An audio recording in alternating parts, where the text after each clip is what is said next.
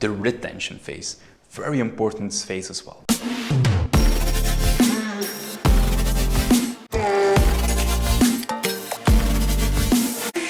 Activation combined with retention are two phases that are often forgotten, and if you don't invest time in the activation and retention phase, you will end up with a leaky marketing bucket. You're pouring water in, you're pouring leads and traffic in, but because you didn't optimize your funnel, the leads are just flowing out again. So make sure you think about the retention phase and how can you optimize this to make sure that people stay a loyal customer. So we need to make sure they keep on coming back. First example is here. Don't forget the power of automated emails. Automated emails are very, very powerful to make sure that people remember that they're using your software, remember which value that you're bringing, and make sure that they keep on using it. This is a good example of Grammarly. Grammarly, they sent me an email when they said, you were more productive than 97% of Grammarly users. And I felt good. I felt like, okay, great, this is what Grammarly is doing for me, I'm doing great, I will continue using this. In a lot of other cases, in B2B companies, for example, that we've been using this, there we saw that the management had no clue of the tools they've been using. Maybe there was like a physical component somewhere installed in that company, but management has no clue what is happening, why they're doing this, what the impact was. By just periodically, like every month, sending them an email and saying like, hey, I just wanted to update you, this is what's happening, your users have used this, they gained this amount of productivity, they gained this amount of money, this is super valuable, and maybe these are some extra tips that you can do to even take more benefits out of this product or of this tool or whatever that's installed.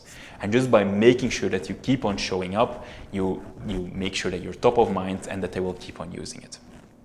A tool that I use to do this is just a marketing automation tool like Autopilot, for example, allowing me to follow up with my users, follow up with my clients, and make sure that they understand the value that I'm offering.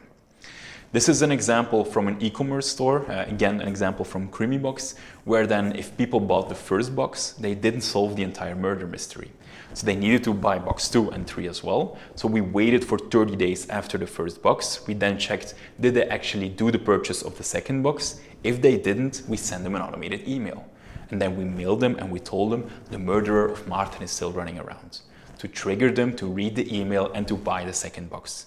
Very, very effective, doesn't cost you a lot of money, and email is practically free. So think about how can you use this in your strategy to follow up. Third example, very, very simple. Think of a loyalty program, think of gamification.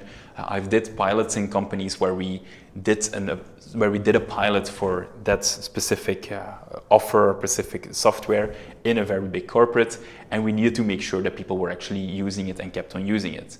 And we introduced a layer of gamification that if they logged in for 10 days in a row, they would get some socks. If they logged in for 30 days in a row, they would get a water bottle. So what then happened at the end of the proof of concept phase, of the pilot phase, we could talk to the management and told them, look, they're actually really using this. We got them hooked to the software. We could really show the results, and it was a really good way to retain them and keep them on the platform. Here you see some examples of, for example, just a cart. Think about yourself. If you go to a hairdresser, to a bread place, and you get this cart where if you buy 10 breads, you get the 11th one for free. This is very interesting because you create some sort of loyalty. You create a reason why they should come back to you. So that's a very good example of retention. Another idea, use SMS marketing. Follow up with people through text messages, through WhatsApp. Maybe don't forget about LinkedIn.